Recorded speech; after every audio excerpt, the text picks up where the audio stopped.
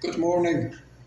Somebody was asking me the difference between sharpening a knife and stealing a knife. So that's what I'm going to briefly talk about for that person and everybody else who was wondering what's the difference and what's the purpose of each individual aspect of it.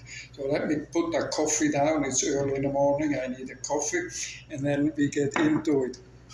So a knife has an edge that that will cut. But eventually this edge, which is thin as a hair, you can't see it on the video, but you can feel it when you scrape with your finger across it. Eventually that edge will wear off. And so we have two ways to fix that a bit. As we keep cutting, that edge wears off. And not to sharpen, but to recondition the edge, we use a steel like this. Somebody was wondering on my last video, how come you don't cut your fingers when you steal your knife?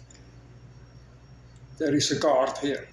See, I can't hit my fingers with it. See? But I will damage the knife because that's made of steel here. So that's very, very safe to use. So this is a steel, and again, they come in different grits. This is a medium grit, or a fine grit. Then they come in medium and in rough and in polished, which is super, super fine. I like everything to be fine. I don't like anything rough on my knives. So what I do with this steel is I condition the knife, the edge. There is a very fine hairline thin edge on here, and as I cut, it starts to bend or even fold over, and you can feel that.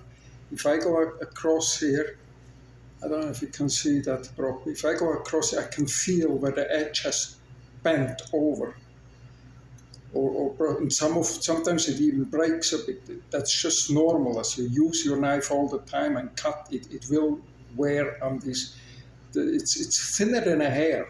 So see, I can feel it. I can already feel as a scratch along here that it's a little bit rough in some places. On this side, not so much.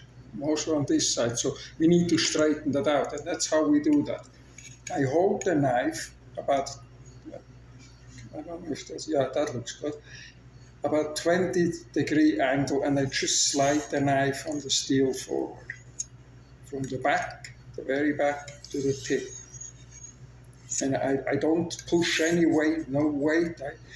I turn it around now. Some butchers, they go like this. That doesn't do no good. Even chefs, I think, doing that doesn't no good on your knife. It actually makes it worse. Just use the knife's own weight. Don't apply any pressure. And slide it. No pressure. Bottom, top. Bottom, top. 20-degree angle, top. You do that maybe 4 or 5 times, and that's enough. You can see, I can feel it, I can see it either. Because, like I mentioned, that's thinner than a human hair, that edge. So you just can feel it. And that's what I did. Somebody was wondering why you do that on your knife after you steal it. So this is called stealing, and it does not sharpen the knife. It realigns the edge, it makes the edge straight again. Not bent, not folded over, it makes it straight. But eventually, that fine edge will be used up. With this sort of knife here, like I use Victory knives here from New Zealand, they're the best. I have worked with every knife brand in 53 years, and this is the best. This is the absolute, there are no better knives anywhere, and I would bet money on that. Anyway, when I need to sharpen a knife, which happens, I work every day with this knife, so I sharpen them maybe once, twice a week.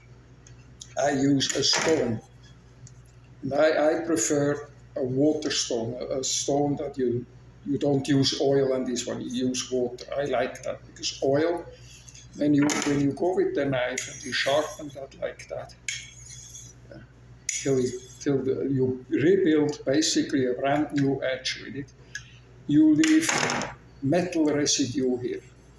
And if you have oil, that metal residue sticks to the stone. With water, it washes off. Because metal and metal, you want an edge. So you can't use metal and here, like metal debris on the stone. So, and this one happens to be, comes in two, that way.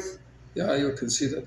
I like them, again, I like them fine. I don't like anything rough with my knives. They have to be like a surgeon's knife, like a scalpel for operation. That's how sharp they have to be. And I find the finer the stone, the finer the steel, the more I achieve that literally razor sharp edge that keeps sharp. So I start off with a 4000 grit and polish it with 1000 grit. And that's basically all. And that's basically all there is to it. So I hope this explanation helps you. If you have any questions, ask in the comment section. And I'm going now to work. I have a lot of work to do. I set up the storefront for our customers with steaks and all the other good things here that we sell at the local butcher. And then I also have to cut up some beef carcasses. So you all have a wonderful, great day, and I'm going back to work. Thanks for watching.